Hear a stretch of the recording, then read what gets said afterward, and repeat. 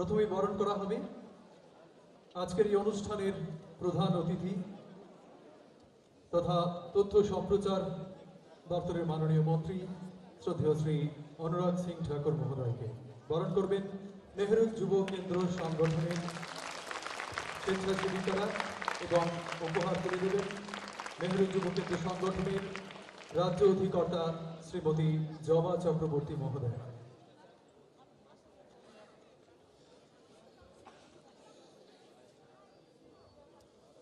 श्री अनुराग सिंह ठाकुर जी के लिए एक छोटा सा तोहफा हम सभी के ओर से। This is made up of indigenous artisans of the state. A special gift by special artisans being made from bamboo.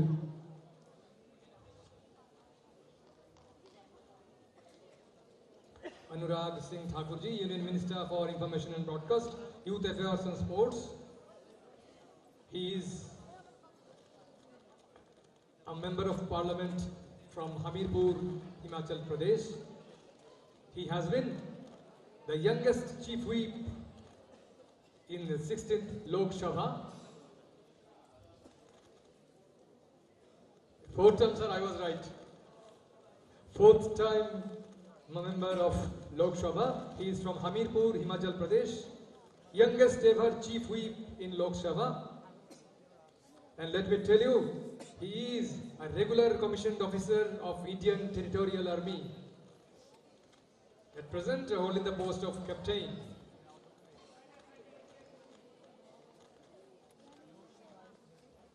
A very special तालियां तो बनता है।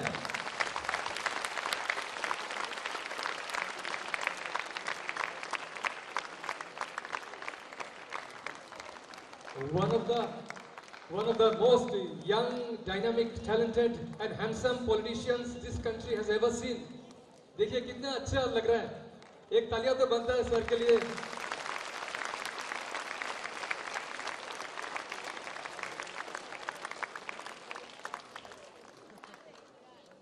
सर एक बार बहुत अच्छा लग रहा है sir. It's very beautiful, looking so nice on you.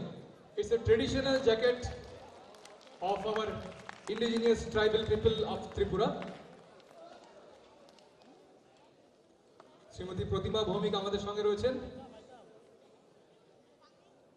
আমরা বরণ করে নিচ্ছি শ্রদ্ধেয় শ্রীমতী প্রতিমা ভৌমিক মহোদয়াকে। রয়েছেন শ্রী সুশান্ত চৌধুরী মহোদয়, মাননীয় ক্রীড়া মন্ত্রী। এবারে রাজ্য ক্রীড়া ও যুব বিষয়ক দপ্তরের মাননীয় মন্ত্রী শ্রী সুশান্ত চৌধুরী মহোদয়কে পুষ্পস্তবক দিয়ে বরণ করে নেওয়া হচ্ছে। আরো একবার সবাইকে জোরদার করতালি দেওয়ার জন্য অনুরোধ করব শ্রদ্ধেয় শ্রী সুশান্ত চৌধুরী মহোদয়ের জন্য। মঞ্চভূমিষ্ঠ সম্মাননীয় সকল অতিথি বর্গকে উত্তরীয় পরিয়ে পুষ্পস্তবক দিয়ে বরণ করে নেওয়া হচ্ছে।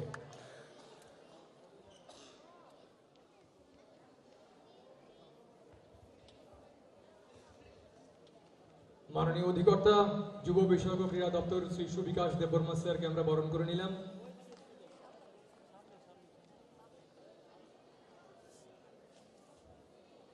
আজকের এই অনুষ্ঠানে পৌরোহিত্য করছেন শ্রীমতী অন্তরা সরকার দেব, মাননীয় জেলা সভাধিপতি পশ্চিম ত্রিপুরা জেলা। And we are having the golden girl of not only Tripura but India, Dr. Deepa Komoka. She is a youth icon.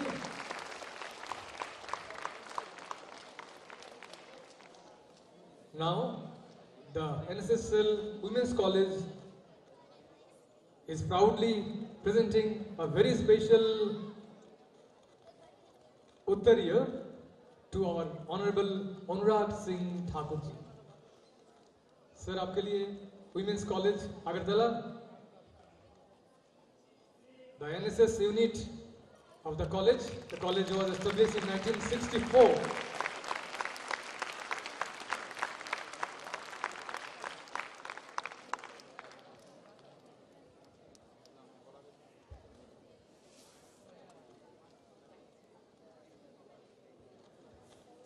May I request Mr. Kamal Dev, Chairman ICA, to hand over a very special flower bouquet to Honorable Minister for Youth Affairs and Sports, Anurag Singh Thakur ji. Sir ये आपके लिए फूल लेके आए हैं.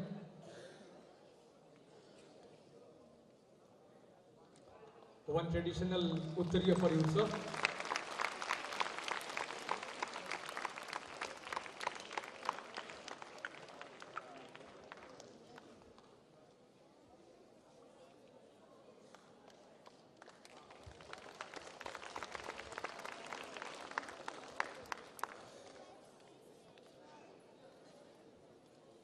ধন্যবাদ সকলকে।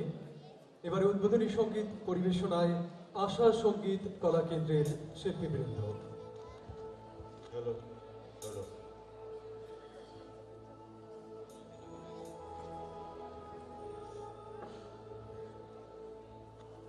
আমরা বন্দে মাতরম দিয়ে শুরু করব, তাই যারা দর্শক মন্ডলী রয়েছেন অনুরোধ করব দাঁড়িয়ে আমাদের এই গান সহযোগিতা করার জন্য।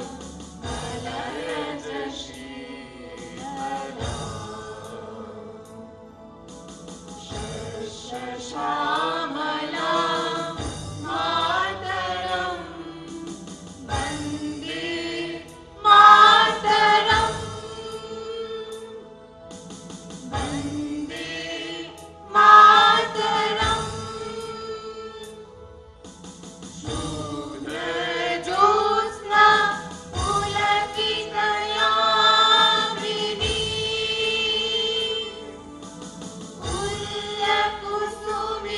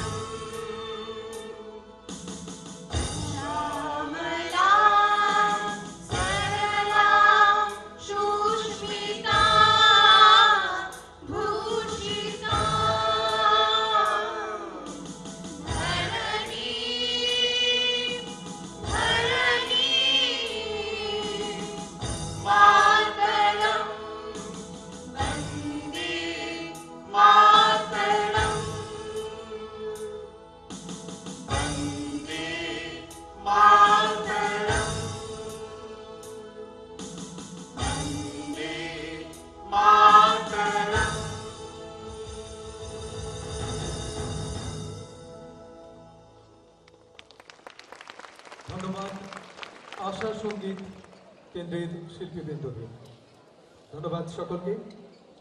আজাদি কা অমৃত মহোৎসবকে কেন্দ্র করে গোটা ভারতবর্ষে উৎসাহ উদ্দীপনার বাতাবরণ আমরা লক্ষ্য করতে পেরেছি।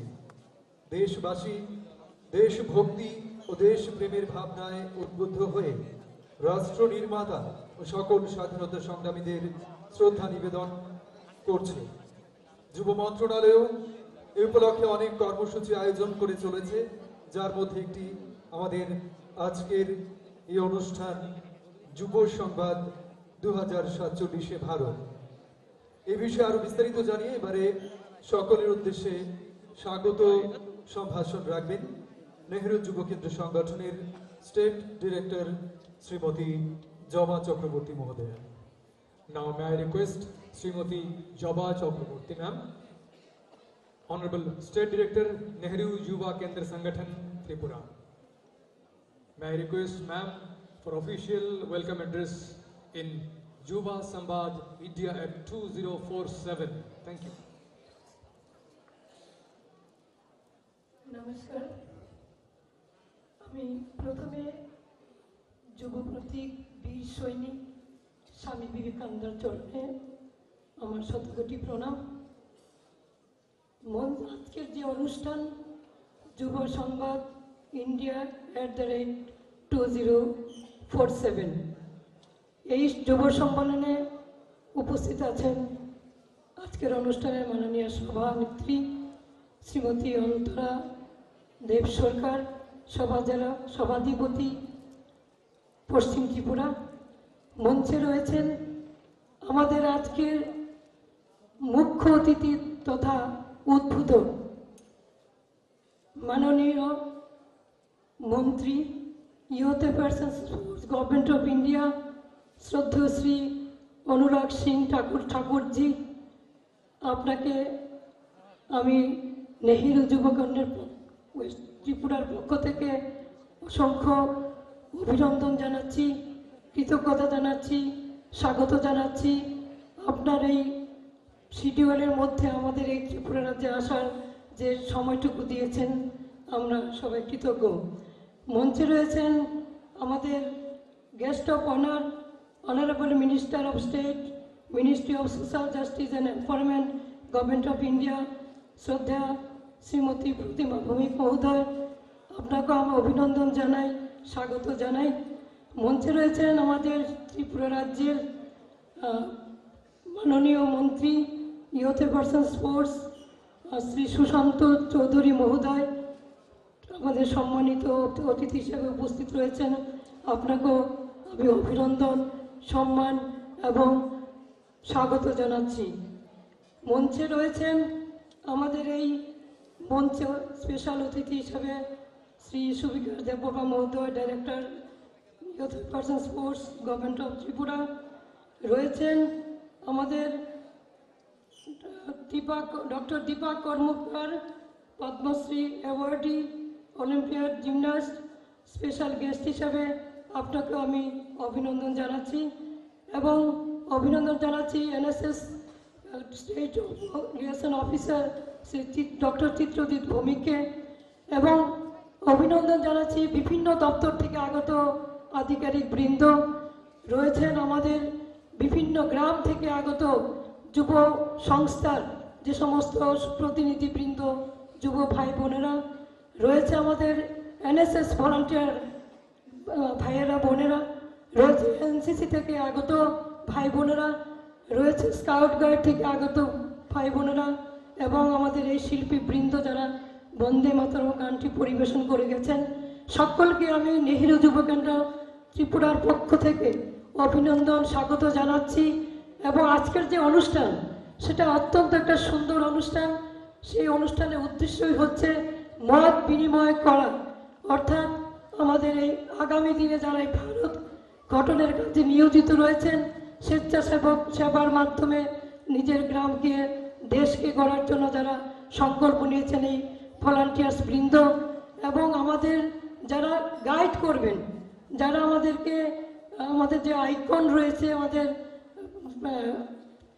যারা জনপ্রতিনিধি রয়েছেন, তাদের যে মত বিনিময় হবে আজকে এই অনুষ্ঠানটা, তারই একটা রয়েছে বিষয়। এবং আমরা আমাদের সময় খুব কম বলে আমরা এই অনুষ্ঠানটাকে অতটা দীর্ঘায়িত করতে পারবো না। আমরা চাই যুবরা যারা এসছে তারা আমাদের মাননীয় মন্ত্রী যিনি এসছেন আমাদের গভর্নমেন্ট অফ ইন্ডিয়া, ওনার সাথে ইন্টারাকশন করবে। অল্প সময় হলো এই কথাগুলো বলে সকলকে, আমাদের সাংবাদিক বন্ধুরা যারা রয়েছেন তাদেরকে আমি বলবো তাদের মাধ্যমে সারা ত্রিপুরা রাজ্যে এবং ভারতবর্ষের আজকের যে অনুষ্ঠান তার বার্তা পাঠাবেন। এই কথাগুলো বলেই আমি শেষ করছি। নমস্কার। ধন্যবাদ। এবারে আলোচনায় অংশগ্রহণ করার জন্য বিশেষভাবে অনুরোধ করব আজকের এই অনুষ্ঠানের সম্মাননীয় অতিথি সুশ্রী প্রতিমা ভৌমিক মহোদয়াকে। মাননীয় প্রতিমা ভৌমিক মহোদয়া প্রতিমন্ত্রী সামাজিক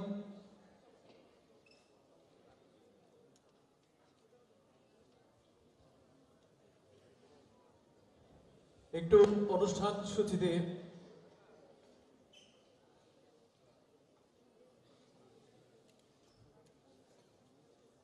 সূচিতে একটু পরিবর্তন করা হয়েছে। এবারে আলোচনায় অংশগ্রহণ করার জন্য বিশেষভাবে অনুরোধ করব আজকের এই অনুষ্ঠানের সম্মাননীয় অতিথি তথা ত্রিপুরা সরকারের ক্রীড়া ও যুব বিষয়ক দপ্তরের মাননীয় মন্ত্রী শ্রদ্ধেয় শ্রী সুশান্ত চৌধুরী মহোদয়কে। সবাইকে নমস্কার জানাই, শুভ সকাল। আজকের এই সুন্দর অনুষ্ঠানে যুব সংবাদ ইন্ডিয়া 2047 এই শীর্ষক আলোচনা সভা মঞ্চে যারা উপস্থিত আছেন, আজকের এই অনুষ্ঠানের উদ্বোধক তথা প্রধান অতিথি এবং আমাদের দেশের one of the most dynamic leaders of India, the face of the youth generation, चाहिए पॉलिटिशियन में से एक Shri Anurag Singh Thakur ji, minister for information and broadcasting, youth affairs and sports, government of India. मंचे उपस्थित আমাদের প্রিয় আমাদের দেশের কেন্দ্রীয় প্রতিমন্ত্রী social justice and empowerment Shrimati Pratima Bhowmik মহোদয়া, উপস্থিত এই অনুষ্ঠানের যারা আয়োজক, নেহেরু যুব কেন্দ্রের ত্রিপুরা চ্যাপ্টারের director Shrimati Jaba Chakraborty, director sports, আমাদের NSS programme officer doctor Dipa Karmakar, আমাদের সোনার মেয়ে, জেলাধিপতি পশ্চিম জেলা এবং NSS, youth affairs and sports department, Nehru Yuva Kendra থেকে আগত বিভিন্ন আধিকারিকগণ, আমাদের প্রিয় ভাই বোনেরা, যাদেরকে উদ্দেশ্য করে আজকের এই কর্মসূচি।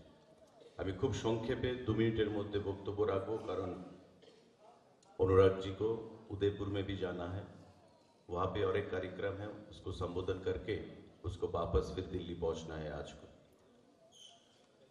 2047 আমাদের দেশের প্রধানমন্ত্রী মোদি জি আগামী 2047 পর্যন্ত দেশকে কিভাবে করতে চাইছেন, দেখতে চাইছেন, তার একটা রোড ম্যাপ, একটা ভিশন তৈরি করেছেন। এটা শিক্ষা ক্ষেত্রে, স্বাস্থ্য ক্ষেত্রে, সায়েন্স অ্যান্ড টেকনোলজির ক্ষেত্রে, আমাদের দেশের উন্নতি প্রতিটা ক্ষেত্রে, এগ্রিকালচারের ক্ষেত্রে কোন জায়গায় যাবে, 2047 সালে দেশের অর্থনীতি কোন জায়গায় থাকবে, সে বিষয়ে একটা রোড ম্যাপ আমাদের সরকার দেশে তৈরি করেছে এবং আমাদের রাজ্যেও সেটা আমরা তৈরি করেছি। যুব বিষয়ক এবং ক্রীড়া দপ্তর, যে নেহেরু যুব কেন্দ্র, আজকের এই যে কর্মসূচি, যে আগামী দিনে যুব সমাজ কোন দিকে যাবে, 2047 পর্যন্ত আমাদের যুবকদের কি ভূমিকা থাকবে দেশ গঠনে, সে বিষয় নিয়ে সারা দেশেই এই ধরনের কর্মসূচি অনুষ্ঠিত হচ্ছে। এবং আজকের এই অনুষ্ঠান থেকে আমি শ্রদ্ধা জানাই আমাদের যুবকদের অনুপ্রেরণা, আমাদের ইউথ আইকন হিসেবে আমরা যাকে জানি চিনি, আমরা স্মরণ করি স্বামীজিকে, স্বামী বিবেকানন্দকে। গতকাল যুব দিবস পালন করা হয়েছে। আমাদের মাননীয় মন্ত্রী কর্ণাটকে ছিলেন যুব দিবস পালন করার জন্য। সেই যুব দিবস প্রতিবার আমাদের দেশের প্রধানমন্ত্রীর অনুপ্রেরণায় ইউথ অ্যাফেয়ার্স এন্ড স্পোর্টস দপ্তরের আয়োজনে আমরা পালন করে থাকি। আমাদের রাজ্যেও সেটা আমরা পালন করেছি। স্বামীজি যেটা বলেছিলেন যে একটা দেশের যুব শক্তি দেশের ভবিষ্যৎকে গড়ে দিতে পারে, দেশের ভবিষ্যৎকে পরিবর্তন করে দিতে পারে। The greatest discovery in my generation I have found that human beings can alter their lives by altering their attitudes. মানুষ তার যদি দৃষ্টিভঙ্গিটাকে পরিবর্তন করে তার জীবনটাকে বদলে ফেলতে পারে, সমাজটাকে আমরা বদলে ফেলতে পারি। এবং স্বামীজি আমাদেরকে সেই দিশাই দেখিয়ে গেছেন।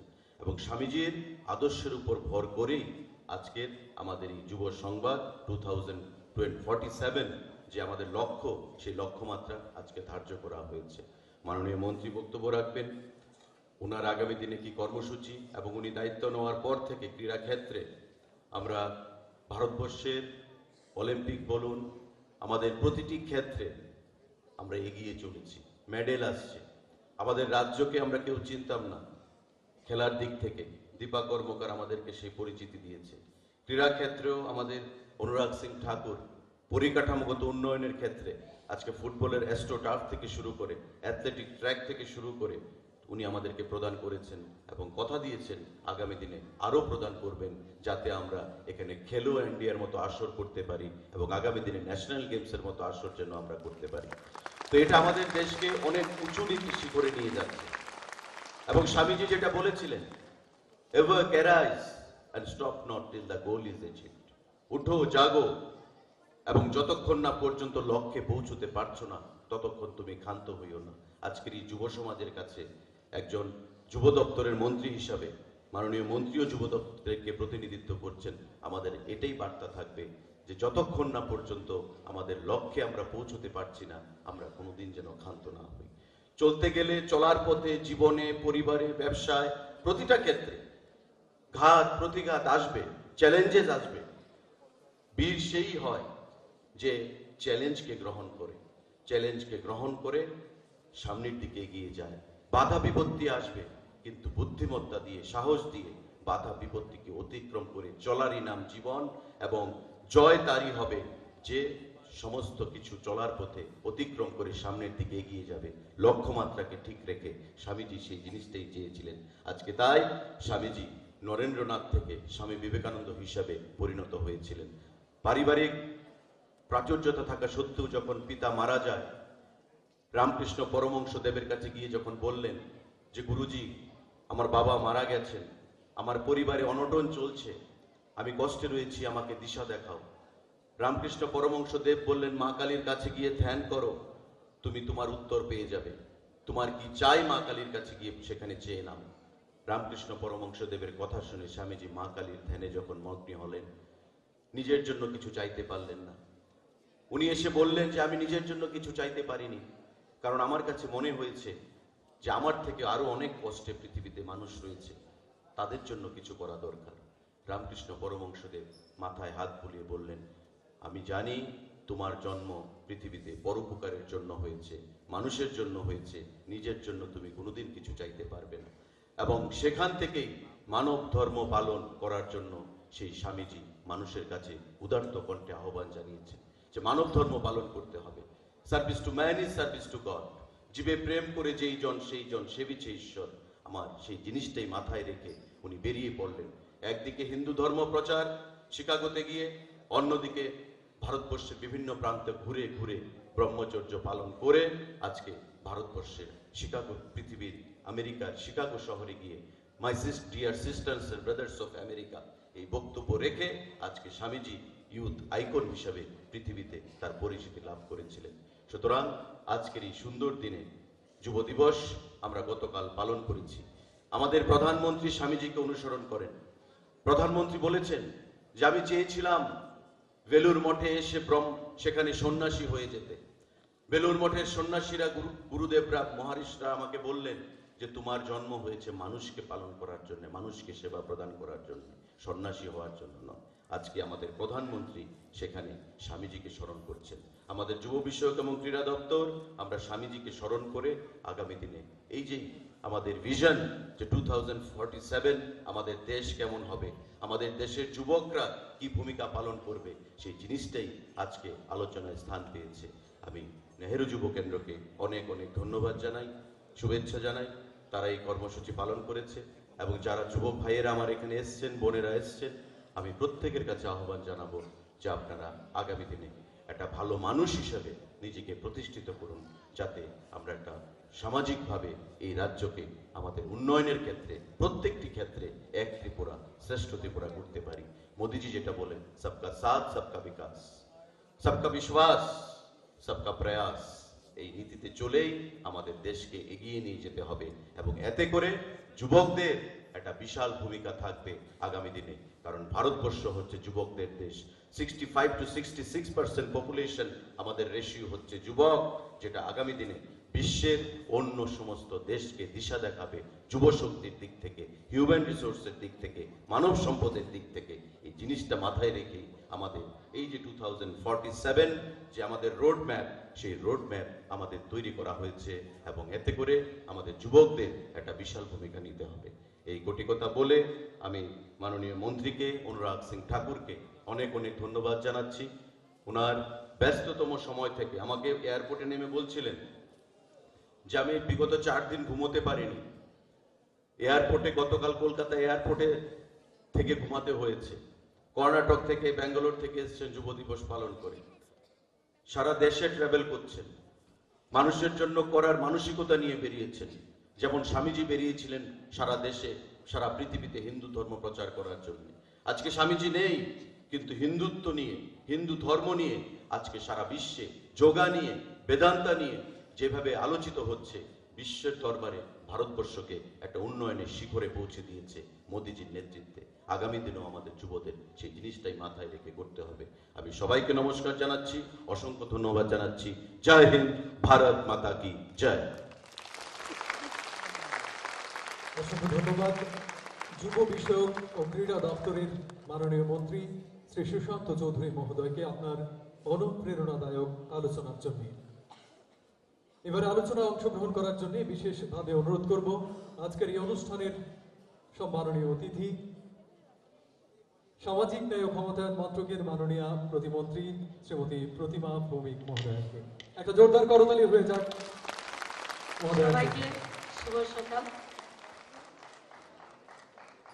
যুব সংবাদ 2047 মঞ্চে উপস্থিত রয়েছেন ভারত সরকারের, ভারতবর্ষের যশস্বী প্রধানমন্ত্রী মোদিজির যে ক্যাবিনেটের যশস্বী আমাদের যুব বিষয়ক মন্ত্রী, যুব আইকন অনুরাগ ঠাকুরজি, রাজ্যের মাননীয় যুব বিষয়ক মন্ত্রী সুশান্ত চৌধুরী মহোদয়, অন্তরাদি এবং সুবিকাশ দেববর্মা থেকে শুরু করে যারা ডিগনিটারিজ, জবা চক্রবর্তী ডিগনিটারিজরা রয়েছেন, এবং আমার সামনে যারা ত্রিপুরা রাজ্যের বিভিন্ন জায়গা থেকে আগত দেশের ভবিষ্যৎ ভারতবর্ষকে নির্মাণ করার যারা রয়েছেন এবং অনেক গুণীজনরা রয়েছেন।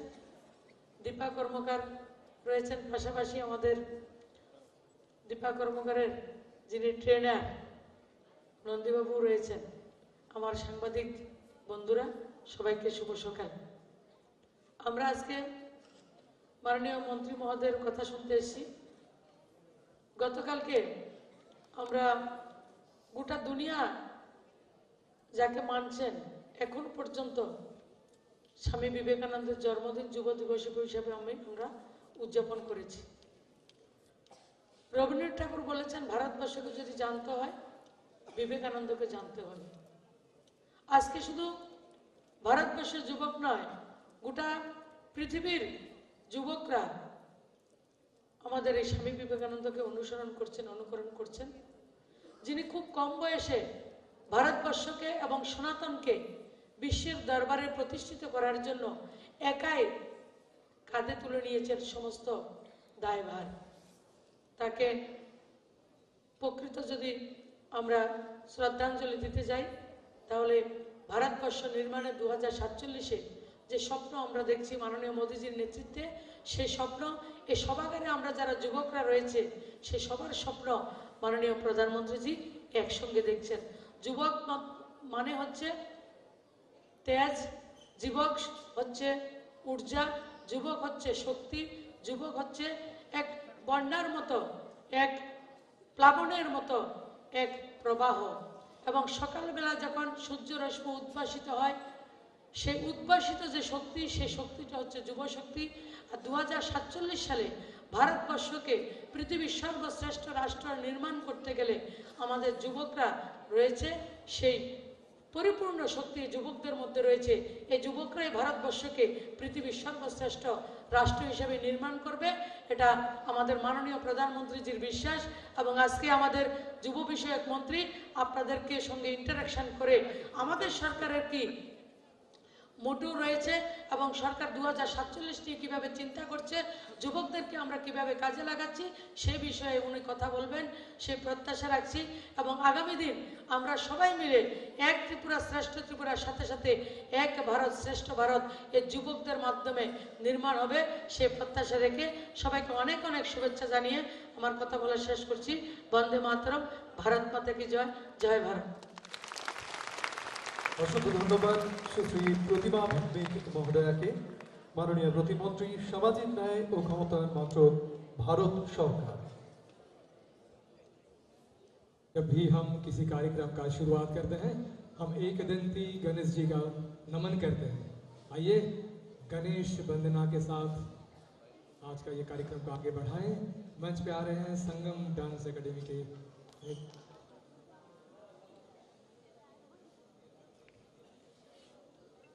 This is a very small but beautiful performance. This is specially prepared for this morning. Ganesh Bandana being presented by the dancers of Sangam Dance Academy.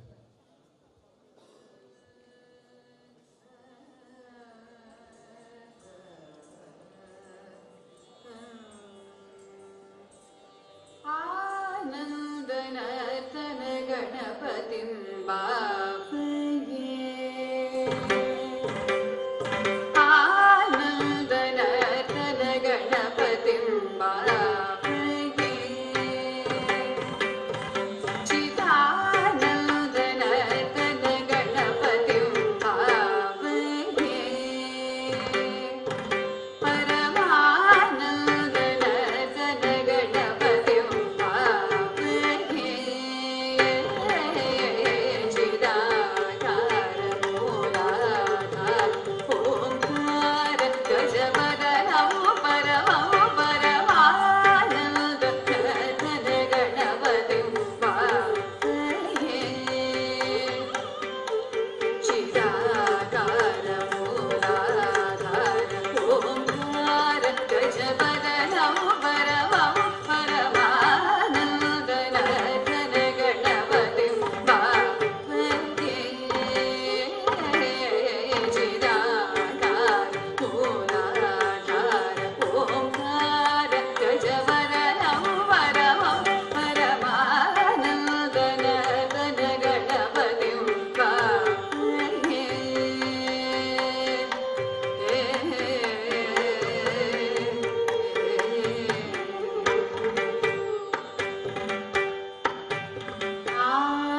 आनन्दमुनीन्द्र गणनुत Shiv Shankar मानस निलीयमानं सानन्दमुनीन्द्र गणनुत शिव शङ्कर मानस निलीयमानं सानन्दमुनीन्द्र गणनुत शिव शङ्कर मानस निलीयमानं तन्त्रीलय समन्वित गन्धर्व चारणवरानुवीर्यमानं तन्त्रीलय समन्वित गन्धर्व चारणवरानुवीर्यमानं तन्त्रीलय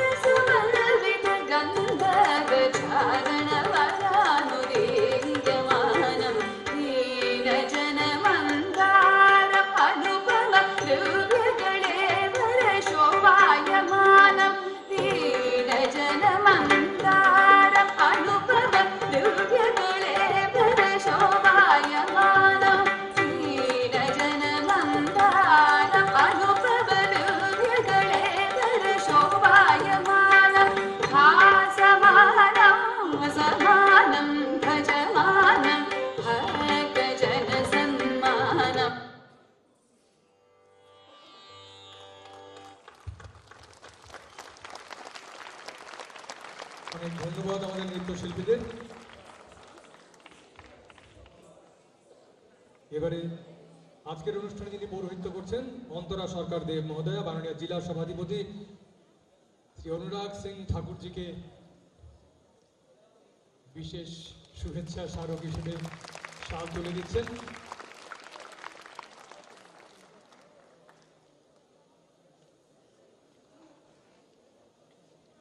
একটা করতালি আশা করবো সবার কাছ থেকে। Thank you sir, thank you ma'am. अब इंतजार की घड़ी खत्म, विनम्रता के साथ आमंत्रण करते हैं भारत सरकार के तथ्य एवं संप्रचार एवं युवा विषयक एवं खेलकूद मंत्रक के केंद्रीय मंत्री श्री अनुराग सिंह ठाकुर जी। आइए तालियों के गुड़गड़ाहट साथ हम सुनने को बेचैन हैं अनुराग सिंह ठाकुर जी। भारत माता की, भारत माता की। मैं तो प्रतिमा दीदी और सुशांत जी को कह रहा था कि यहाँ बहुत जोश लगता है युवाओं में। आवाज थोड़ी कम आई, बाकी हॉल तो पूरा भरा हुआ है। एक मौका और दे दूं, ठंड में जरा गर्मी वाला माहौल तो हो जाए कि नहीं होना चाहिए। भारत माता की।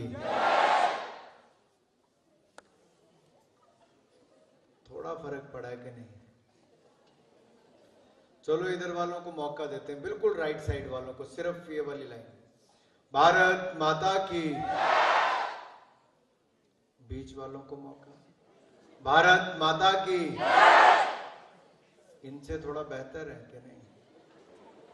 लेफ्ट वाले जो दिल के करीब हैं। भारत माता की। अब मैं एक और तरीका बताता हूं। बिल्कुल राइट वाले जरा दोनों हाथ ऊपर खड़े करके बोलेंगे भारत माता की। पहले से ज्यादा आवाज आई कि नहीं आई? ऐसे ही आपको भी करना है। भारत माता की। भारत माता की। अब अगर भारत एक भारत श्रेष्ठ भारत वाली फीलिंग आए, टीम इंडिया वाली, तो सब इकट्ठे करके, क्यों दीपा जी ऐसा हो जाए? बोले भारत माता की। भारत माता की। भारत माता की। वंदे वंदे वंदे। अब सर्दी में गर्मी का एहसास हुआ कि नहीं हुआ?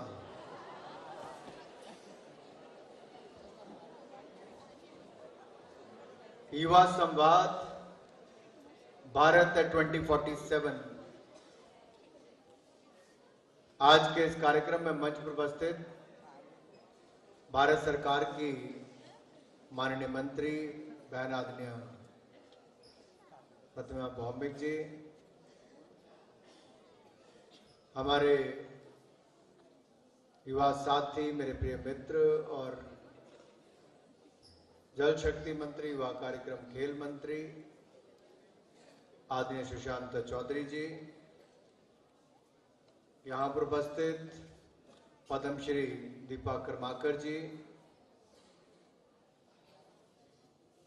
हमारी जिला सभाधिपति श्रीमती अंतरा सरकार देव जी, हमारे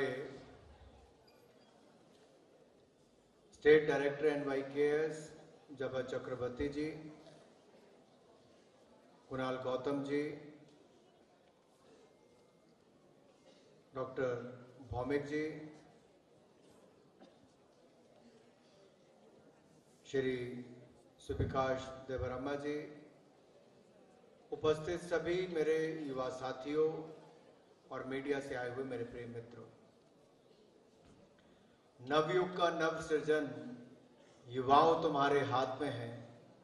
उठो जागो आगे बढ़ो, ये जहां तुम्हारे साथ में है, ये जहां तुम्हारे साथ में है। और जब राष्ट्र निर्माण की बात आती है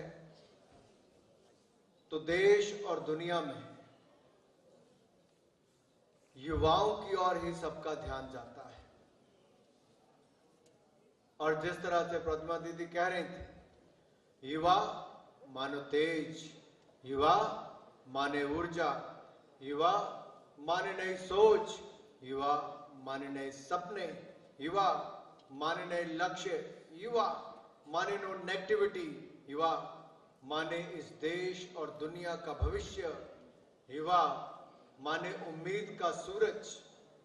और सूरज अपने लिए नहीं जलते, सूरज खुद को जलाकर दूसरों को रोशनी देने का काम करते हैं। और वही आज का युवा खुद तप कर देश के निर्माण के लिए आगे बढ़ता है। और जब हम भारत को शिखर की ओर ले जाने की बात करें,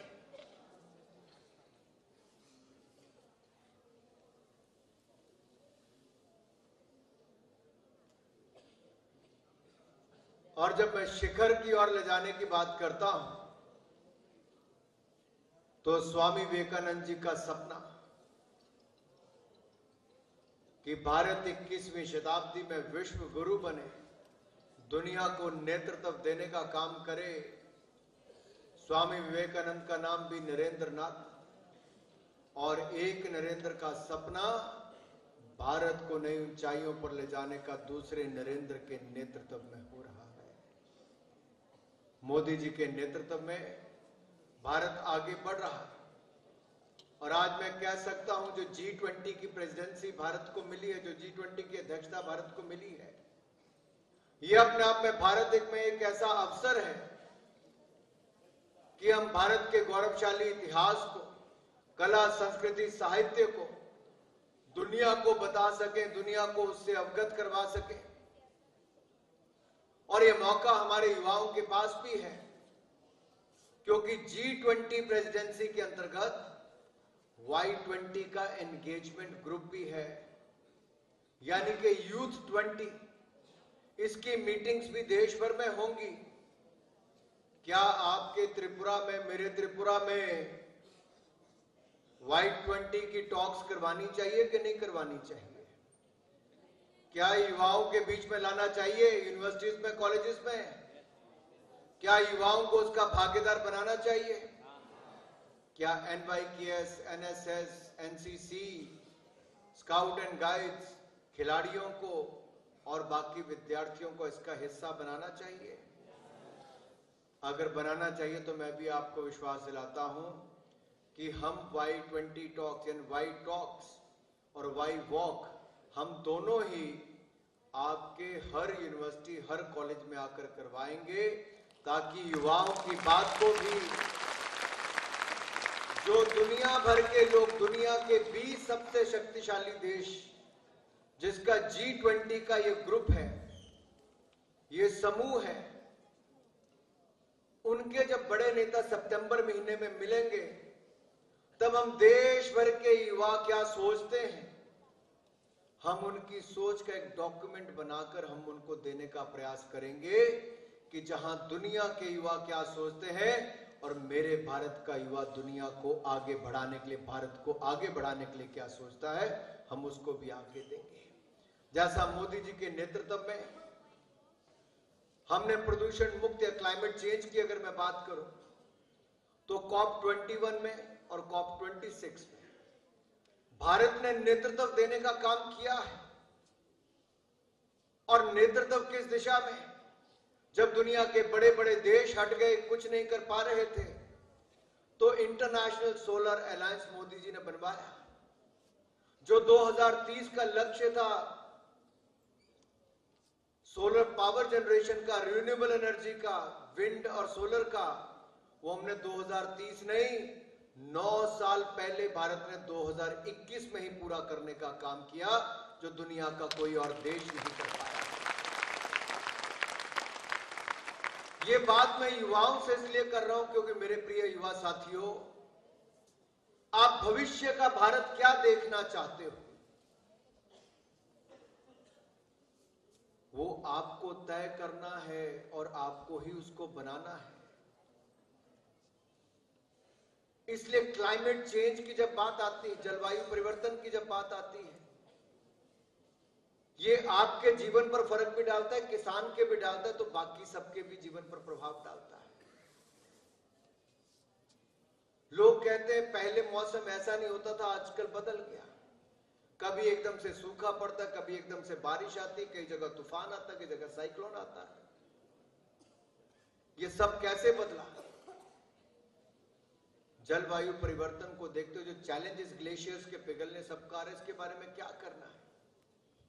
अब गाड़ियां इतनी सड़कों पर हो गई, प्रदूषण फैलता है, लेकिन बदलाव क्या होगा? इलेक्ट्रिकल व्हीकल्स होंगी, हाइब्रिड व्हीकल्स होंगी और ग्रीन हाइड्रोजन से चलने वाली गाड़ियां भी भविष्य में जल्द आने वाली हैं।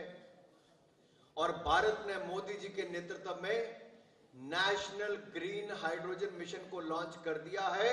8 लाख करोड़ रुपए की इन्वेस्टमेंट आएगी और 8 लाख से ज्यादा लोगों को रोजगार भी सीधे तौर पर मिलने का काम होगा मेरे भाइयों। इसके लिए जहां 125 गीगावाट का हमारा सोलर पावर प्लांट लगेंगे, तो वहीं पर किस तरह से आपका ग्रीन हाइड्रोजन, वो आपको बायोमास से भी बन सकता है, पानी से भी बन सकता है, वेस्ट टू एनर्जी उससे भी हो सकता है, और एक तरह से आपका कुछ नहीं लगेगा लेकिन आपको ऊर्जा मिलेगी। एनर्जी पर हम दुनिया पर निर्भर नहीं रहेंगे। ये जो क्रूड ऑयल, कच्चा तेल और गैस हम दुनिया भर से लाते हैं, हमें फिर लाने की जरूरत नहीं पड़ेगी।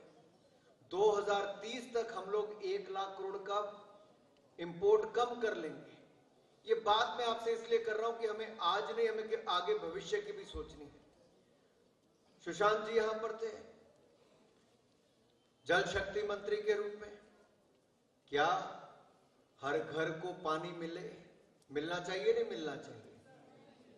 और मिलने के लिए हमने 3,60,000 करोड़ रुपए का बजट रखा है और 2024 के अगस्त महीने तक हिंदुस्तान के हर परिवार को जल से नल और स्वच्छ जल मिलने का काम भी पूरा कर लिया जाएगा।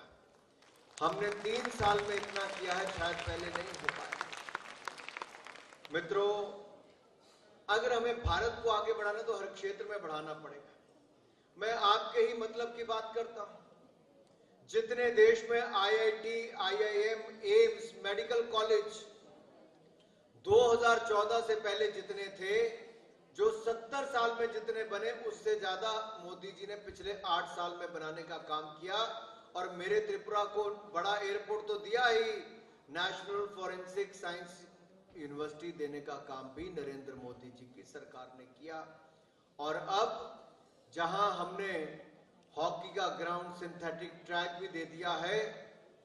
प्रतिमा दीदी, सुशांत जी, आपके यहां पर 8 जिले हैं, हम 8 जिलों में इंडोर स्टेडियम भी खेलों को बनाकर देंगे ताकि यहां पर खेलों को और बढ़ावा मिल सके। हमारे बीच में पद्मश्री जिम्नास्ट कौन बैठी हैं? क्या नाम है? ऐसी और होने चाहिए, नहीं होने चाहिए? कितने होने चाहिए? बहुत सारे होने के लिए क्या चाहिए?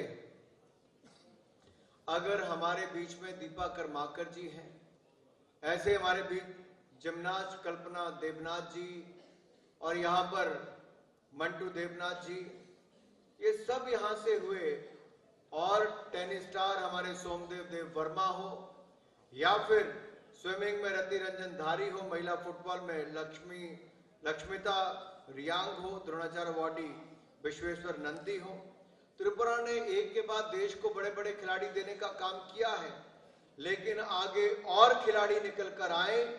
जहां हमने एथलेटिक ट्रैक और हॉकी के टर्फ तो दे दिया, अब 8 के 8 जिलों में बढ़िया और सुंदर इंडोर स्टेडियम बनाकर देंगे और हर में 15 से 20 गेम्स खेलने की सुविधा होगी। मित्रों, हम आजादी का अमृत महोत्सव मना रहे हैं और देश ने आजादी के 75 साल पूरे किए, लेकिन यात्रा तो अभी इससे आगे असली शुरू होगी। अमृत काल की बात प्रधानमंत्री मोदी जी ने की कि इस अमृत काल में युवाओं की भूमिका क्या हो। इस अमृत काल के जो 25 वर्ष हैं, इसमें हर युवा की भूमिका इतनी अहम बनाएंगे कि जब भारत 100 साल मनाएगा तो हम कहेंगे कि भारत का स्वर्णिम काल है। मेरे भाई और बहनों, भारत को नई ऊंचाइयों पर ले जाने का काम भी हम युवाओं के माध्यम से करेंगे। प्रधानमंत्री जी ने 15, हमें से भूलना नहीं, हमें इस पर गर्व करना है। और हमें तो इतना गर्व होना चाहिए कि अभी जब सेंट्रल एशिया के कुछ देश के लोग आए थे, कजाकिस्तान, तुर्कमेनिस्तान, किर्गिस्तान और बाकी, तो आपको जानकर प्रसन्नता होगी 100 ऐसे युवाओं ने हिंदुस्तान में आकर जो अपने देश की बजाय हिंदुस्तान के म्यूजिक पर डांस किया और हिंदुस्तान के नृत्य किए और हिंदी भाषा में बोलने का काम भी किया। ये भारत की ताकत है, हमें इसे और बढ़ाना है। मैं आप जैसे युवाओं के बीच में एक आज आपका धन्यवाद करना चाहता हूं। दीदी, जब कोविड-19 पैंडेमिक था तब दुनिया के सामने बहुत बड़ी चुनौती थी, लेकिन हमारे इन्हीं वॉलंटियर्स ने जो यहां पर काफी बैठे हैं, इन्होंने मास्क देने का भी घर घर काम किया, राशन पहुंचाने के लिए भी जागरूकता करवाई, आरोग्य सेतु ऐप पर भी इन्होंने जानकारी पहुंचाई और कोविन पर भी कैसे आपको लॉगिन करके अपना सर्टिफिकेट लेना है, वैक्सीन लगानी, उसकी जागरूकता भी फैलाई। इन युवाओं ने बहुत काम कोविड के समय किया। मैं आप सबका बहुत बहुत धन्यवाद उसके लिए करना चाहता हूं। मित्रों, भारतीय मूल के सीईओज जो अमेरिका की सिलिकॉन वैली में बड़ी बड़ी कंपनीज के सीईओज, अब उनमें से एक सुंदर पिचाई मुझे पिछले 10 दिन पहले मिले। उन्होंने एक बड़े कार्यक्रम में कहा कि मैं इतनी बड़ी सॉफ्टवेयर कंपनी का सीईओ हूं, लेकिन अमेरिका जैसे देश में भी मुझे अभी वैक्सीन का सर्टिफिकेट कागज की कॉपी लेकर चलना पड़ता है, डिजिटल नहीं है। मुझे वहां आज भी प्लास्टिक के कार्ड से पेमेंट करनी पड़ती है। लेकिन मेरा भारत देखिए, मोदी जी के नेतृत्व में कितना आगे निकल गया कि आपने 220 करोड़ वैक्सीन लगा भी ली और आपको डिजिटल उसका सर्टिफिकेट भी मिल गया है। आपको कोई कागज की कॉपी नहीं ले जानी पड़ती, आपको डिजिटल कॉपी ही ले जानी पड़ती है। और जहां अमेरिका जैसा देश आपदा के समय चेक काट के पैसे दे रहा था लोगों को, भारत में डिजिटल पेमेंट्स यूपीआई भीम के माध्यम से, जैसे फोन पे, पेटीएम, ये सब है, ये जो हमने यूपीआई भीम का प्लेटफॉर्म बनाया है, ये दुनिया के बाकी देश नहीं कर पाए, ये हमारे भारत ने करके दिखाया है। मेरे भाइयों, आज एक सब्जी वाला हो, चाय वाला हो, छोटा दुकानदार हो, मेरा कोई नौजवान साथी हो, आप पैसा देने का और पैसा लेने का काम अपने फोन से कर पाते हैं। ये अपने आप में एक बड़ा बदलाव है। इसलिए मैं आपसे कहना चाहता हूं कि इस बड़े बदलाव में मैं आपको पंचप्रण बता रहा था, मैं बीच में ट्रैक बदल गया, इसलिए वापस वहां पर लाना चाहता हूं। पहला था विकसित भारत बनाना है, दूसरा गुलामी की मानसिकता से मुक्ति पानी है, तीसरा अपने गौरवशाली इतिहास पर गर्व करना है, चौथा एकता एकजुटता को बनाए रखने का हर संभव प्रयास करना है, और पांचवा हमें केवल अपने राइट्स नहीं मांगने, रिस्पॉन्सिबिलिटी भी करनी है। हमें केवल अपने अधिकार नहीं मांगने, हमें अपने कर्तव्य पालन भी करना है देश के प्रति। और जब देश का हर युवा यह तय करेगा कि वो समाज में इस बदलाव को देखना चाहते हैं, आप सड़क पे जाते होंगे, आपको लगता होगा कूड़ा क्यों पड़ा, साफ होना चाहिए, तो अगली बार तय करना कि टॉफी, चॉकलेट या चिप्स खाकर सड़क पर नहीं फेंकना है, डस्टबिन में ही जाकर कहीं छोड़ना है। अगर लगता है कोई अशिक्षित है, तो सोचिए कि आपको अगले 25 वर्ष किसी ना किसी बच्चे को शिक्षा प्रदान करते जाना है। अगर आपको लगता है पानी की कमी है, तो एक एक बूंद पानी की बचाने के लिए आपको अगले 25 साल उसके ऊपर काम करना है। अगर आपको लगता है पेड़ पौधों की कमी है और हरियाली होनी चाहिए, तो हमें हर साल पेड़ लगाने का काम करना है। Let us be the change we want to see, because the charity begins at home. हमें अपने यहां से शुरुआत करनी होगी, तब जाकर हम समाज को बदल पाएंगे। और आज का युवा वो ताकत रखता है, अगर वो दुनिया भर में जाकर भारत का तिरंगा झंडा लहरा सकता है, भारत का मान सम्मान बढ़ा सकता है, तो भारत में भी जो बदलाव होना चाहिए, हम उस बदलाव को करने के लिए भी तैयार हो जाएंगे मेरे युवा साथियों। क्योंकि जब हमें आजादी चाहिए थी, तो हमारे प्रेरणा शहीद भगत सिंह हो, चंद्रशेखर आजाद हो, वीर सावरकर हो, या ऐसे बाकी और हमारे युवा हो जिन्होंने देश के लिए अपना बलिदान दे दिया हमें आजाद भारत देने के लिए। मैं आपसे बलिदान देने के लिए नहीं कहता, आपको योगदान देना होगा ताकि हम अपने भारत को नई ऊंचाइयों पर पहुंचा सके। और मैं चाहूंगा कि आप वो योगदान दें और आपकी लड़ाई गरीबी के खिलाफ हो, भूखमरी के खिलाफ हो, भ्रष्टाचार के खिलाफ हो, प्रदूषण के खिलाफ हो, भ्रामक प्रचार के खिलाफ हो, अशिक्षा अपराध के खिलाफ हो और अलगाववाद आतंकवाद के खिलाफ हो। हमें इन बुराइयों से लड़ना है और हम अपने भारत को आगे बढ़ाना है। हमारे युवा ही हमारे प्रेरणा स्रोत हैं। आपको बहुत सारी ऐसी चीजें नजर आएंगी जब आप अपने जीवन में आगे बढ़ रहे होंगे। कभी आपको लगेगा आपके नंबर कम आए हैं तो क्या करेंगे, कभी आपको लगेगा कि जो आप चाहते हो नहीं हो पा रहा, परेशान हो जाएंगे। मित्रों, परेशानियों से भागना बहुत आसान होता है। हर जिंदगी में एक मुश्किल इम्तिहान होता है।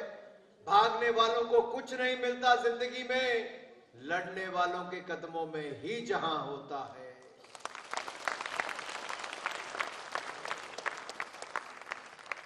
और मैं आपसे निवेदन करना चाहता हूं, मैं भी दीपा से पूछ रहा था क्या चल रहा है, तो दीपा कह रही थी सर इंजरी हो गई है, रिकवरी का फेज चल रहा है। आप खिलाड़ियों के बारे में सोचिए, जब एक इंजरी, दूसरी इंजरी, उसके बाद कैसे निकलते होंगे। मीराबाई चानू नाम सुना कि नहीं सुना? क्या करती हैं? क्या करती मीराबाई चानू?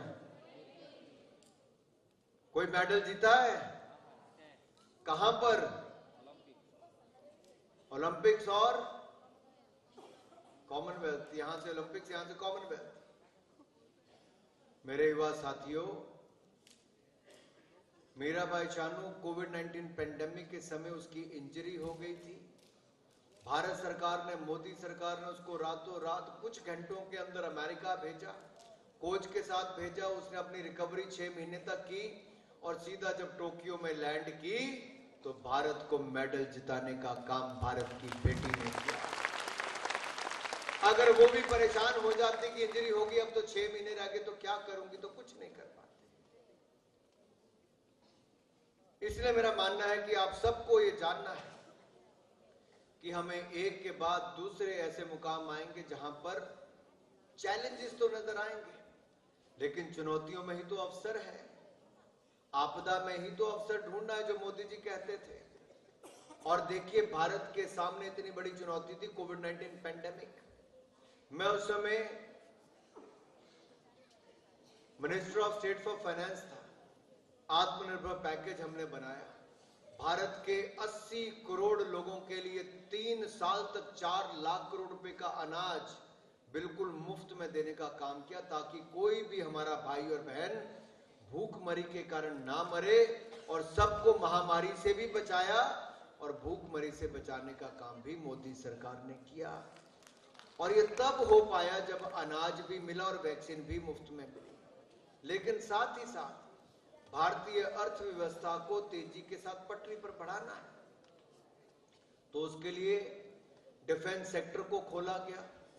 उसके लिए आपके स्पेस एंड माइनिंग सेक्टर को खोला गया, कोल एंड माइनिंग, स्पेस, इन सब सेक्टर्स को खोला गया। आज आप बदलाव देखिए क्या हुआ। जिन अंग्रेजों ने हमारे ऊपर 200 साल राज किया था, भारत ने उन अंग्रेजों को भी पछाड़कर आज दुनिया की 5वीं सबसे बड़ी अर्थव्यवस्था, इकोनॉमी हम बन गए हैं। हमारा देश 5वीं सबसे बड़ी इकोनॉमी बन गया है। और हम एक तरफ अर्थव्यवस्था को बढ़ाया, दूसरी तरफ आतंकवाद, अलगाववाद को भी हराया है। नॉर्थ ईस्ट के क्षेत्र में 89% इंसर्जेंसी इंसिडेंट्स में कमी आई है और लगभग 90% सिविलियन डेथ्स में कमी आई है। Armed forces special protection act को खत्म किया गया अधिकतर क्षेत्रों में, और त्रिपुरा में भी पीस एग्रीमेंट किए गए। इसी तरह से जम्मू कश्मीर में जहां पर तिरंगा झंडा नहीं लहराने देते थे, वहां धारा 370-35 को सदा सदा के लिए समाप्त कर दिया और कश्मीर की गली गली में तिरंगा झंडा फहरा दिया। कश्मीर की गली गली में तिरंगा झंडा फहरा दिया। एक भारत श्रेष्ठ भारत, ये पिछले कल जब हुबली धारवाड़ में मिनी भारत दिख रहा था, 50,000 से ज्यादा युवा एकत्रित थे। Narendra Modi ji national youth festival का हमारा उद्घाटन कर रहे थे। देश भर से 7500 से ज्यादा युवा आए थे।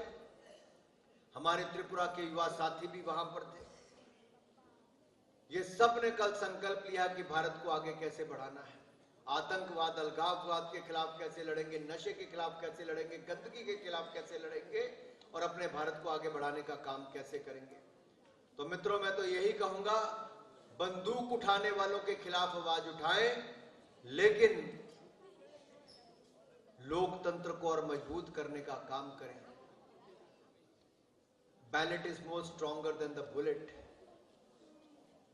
एक वोट बैलेट बुलेट पर भारी पड़ता है। और ये आपने देखा है, इस राज्य ने तो लंबे समय तक वामपंथियों को देखा, उनकी सोच के कारण राज्य पिछड़ता रहा। लेकिन हमने पिछले 5 वर्षों में दिखाया कि अलगाववाद के खिलाफ भी, नक्सलवाद के खिलाफ भी कैसे कार्रवाई होती है। और अब मेरे त्रिपुरा में किस तरह से इन्वेस्टमेंट्स आनी शुरू हुई है।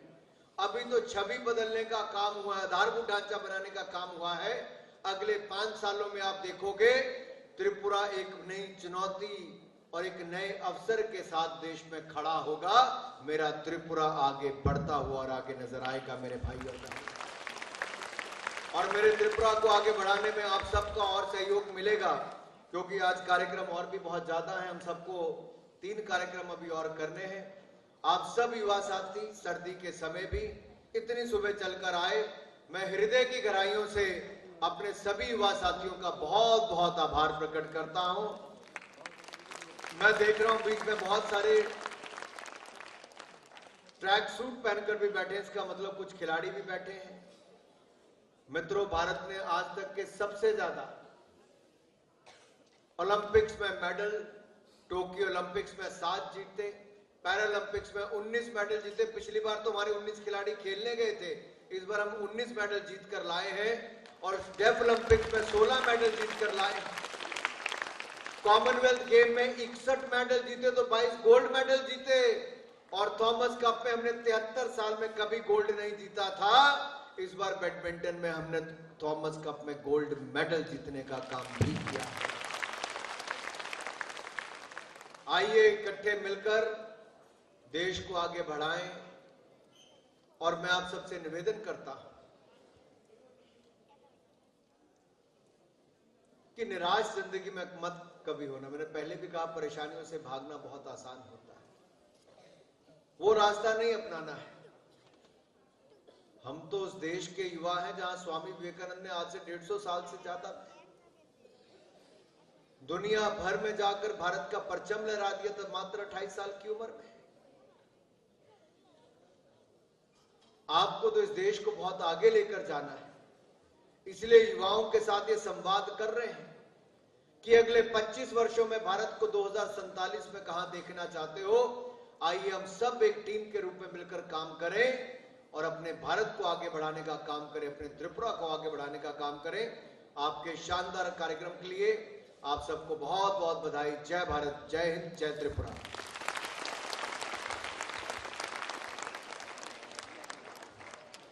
हम तहे दिल से शुक्रिया अदा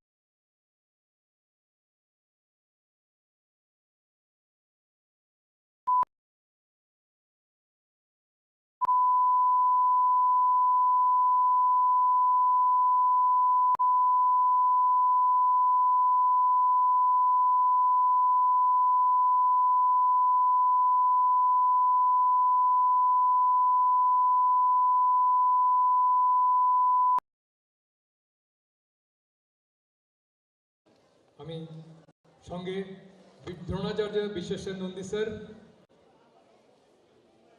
এবং অন্যান্য বর্ষিয়ান ক্রীড়াবিদ যারা রয়েছেন, মাননীয় সচিব ত্রিপুরা অলিম্পিক অ্যাসোসিয়েশন, সবাইকে অনুরোধ করব সঙ্গে থাকার জন্য। অনুরাগ Singh Thakurji, Union Minister for Youth Affairs and Sports. Thank you very much, sir, for coming here. He was there in Karnataka, Hubli, yesterday, the opening ceremony of National Youth Festival. Then he travelled to Kolkata yesterday night. This morning he is here at Agartala only for you people. This is the importance of Chuva Samvad. India at 2047.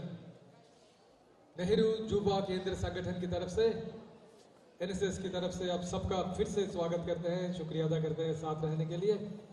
A very special word of thanks to our Honorable Minister Sir, Sri Anurag Singh Thakur ji. He is having a very tight, busy schedule today, but still he is here to inspire the youth of the state, youth of the country. आइए खड़े होके करतालियों के साथ उनको अलविदा कहें। Thank you very much, sir, for being here. We will remember your inspiring words. And I am sure your presence will inspire hundreds of our youths.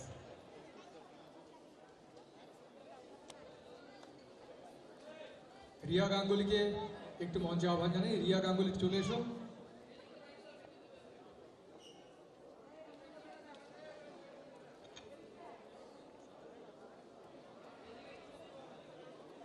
হ্যাঁ, আমাদের অনুষ্ঠান চলবে, সবার দৃষ্টি আকর্ষণ করে বলছি, আমাদের অনুষ্ঠান চলবে, আমাদের সঙ্গে মঞ্চে থাকবেন বিশিষ্টজনেরা এবং আমাদের পদ্মশ্রী অলিম্পিয়ান দীপা কর্মকার কথা বলবেন আমার যুব বন্ধুদের সঙ্গে।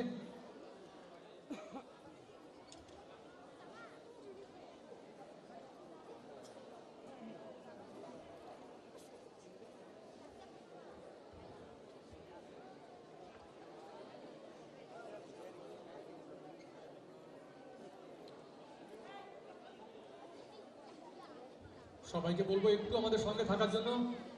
যে যে টিচাররা এসেছেন একটু একটু ওয়েট করুন, একটু মিনিস্টার স্যার রয়েছেন, একটু ওয়েট করুন প্লিজ, একটু ওয়েট করুন প্লিজ, কেউ যাবেন না প্লিজ, একটু ওয়েট করুন, আমাদের অনুষ্ঠান চলবে, মিনিস্টার স্যার রয়েছেন, আপনারা একটু ওয়েট করুন প্লিজ।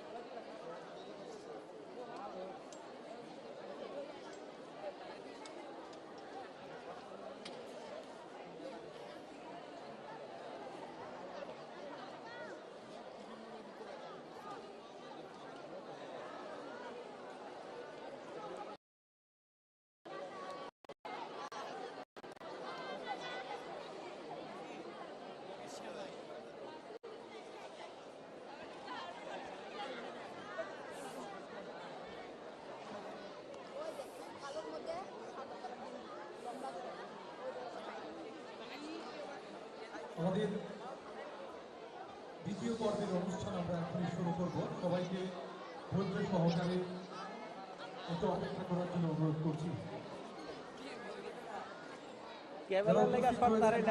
অন্যান্য সকল বিনম্র আবেদন থাকলে দয়া করে আপনারা এসে মঞ্চে